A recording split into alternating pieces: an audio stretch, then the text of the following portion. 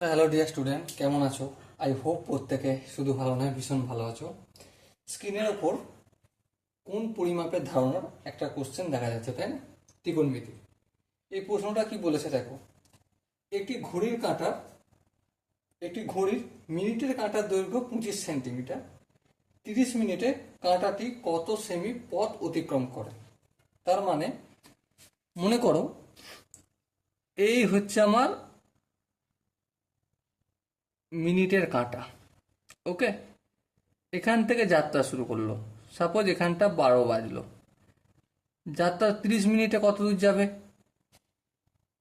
এখান পর্যন্ত যাবে 6 পর্যন্ত, তবেই তো 30 বাজবে, 30 মিনিট হবে। হ্যাঁ, তাহলে এই 30 মিনিটে কতটা দূরত্ব অতিক্রম করলো? একটা অর্ধবৃত্তর যে পরিসীমা ততটা দূরত্ব অতিক্রম করলো, তাই না?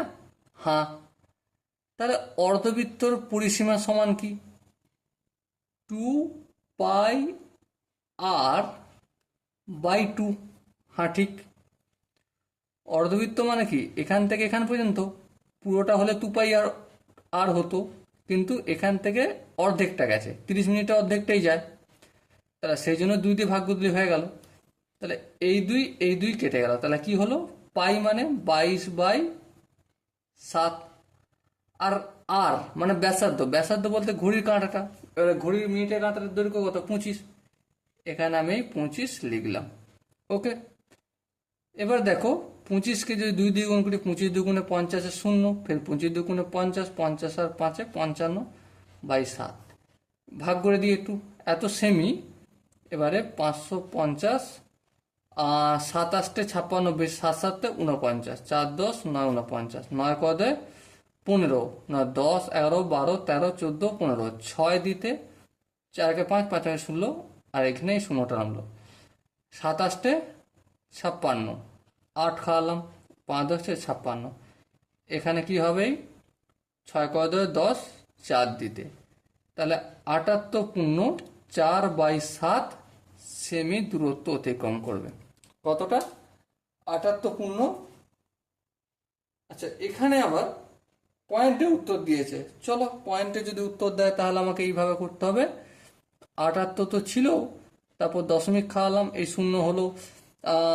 6 7 42 বেশি হয়ে যাচ্ছে, 5 7 35, 5 হলো, 3 10 5 35, আবার ফের 5 এলাম, বেশ 7 7 49, 4 10 49, 1 হবে, ফের 7 1 7, ফের 3 হবে।